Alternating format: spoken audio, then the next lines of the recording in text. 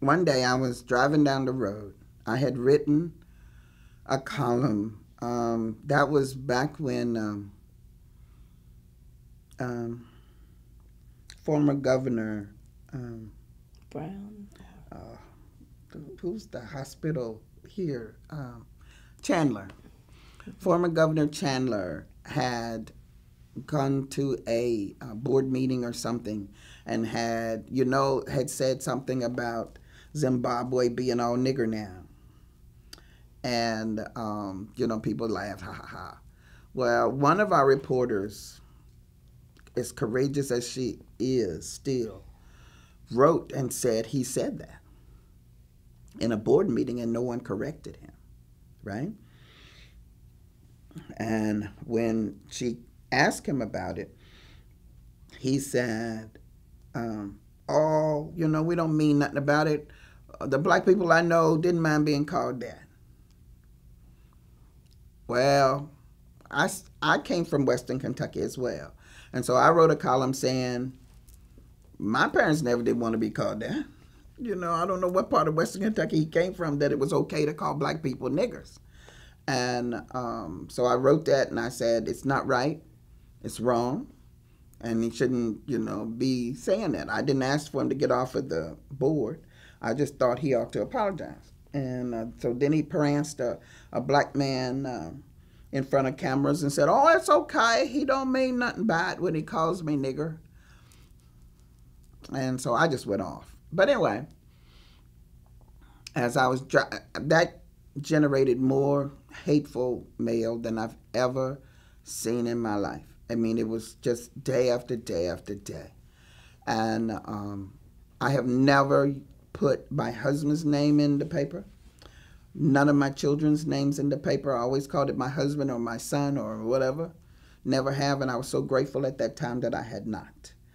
When I was driving down the street after that column appeared, a little while after, I looked over and there was a man in a truck, pickup truck, had a rifle hanging thing on the back, right?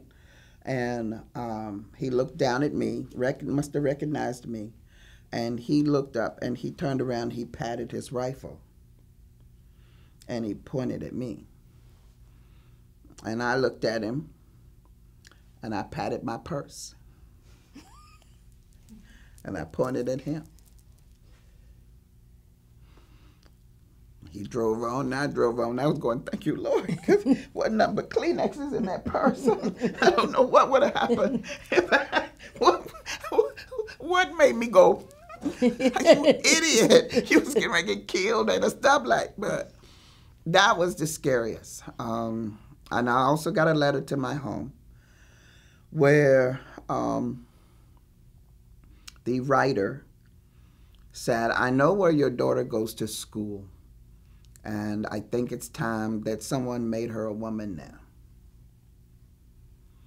And that scared me because I'd never, it's one thing for me to say what my truth is, it is another for my family has to pay for that. So I called the police and I showed them the letter. And the officer who took the complaint said, I've been mad at you enough to write something like that too. I said, you don't have anybody. To their credit, my editors and publishers have been there, have always been there.